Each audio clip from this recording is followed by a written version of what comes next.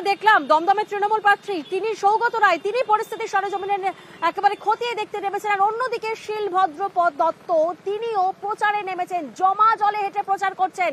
ভোটের ভরা মরশুম, অন্যদিকে প্রাকৃতিক দুর্যোগ পরিস্থিতি সরেজমিনে খতিয়ে দেখতে প্রচারে নেমেছেন শিলভদ্র দত্ত।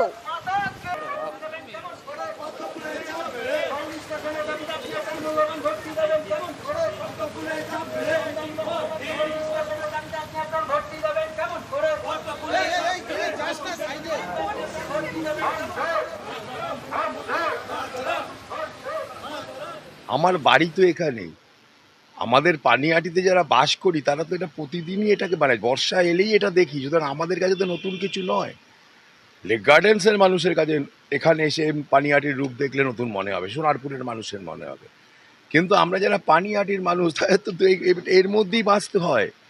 সুতরাং এটা আমার কাছে তো দেখানোর ব্যাপার নেই, এটা তো আমাদের করতেই হয়, এটা তো আমাদের থাকতেই হয়। আমাদের এখানে অঞ্চলে বাজারে যেতে, হাঁটতে গেলে তো এগুলো পার হতেই হয়। সুতরাং আমাদের তো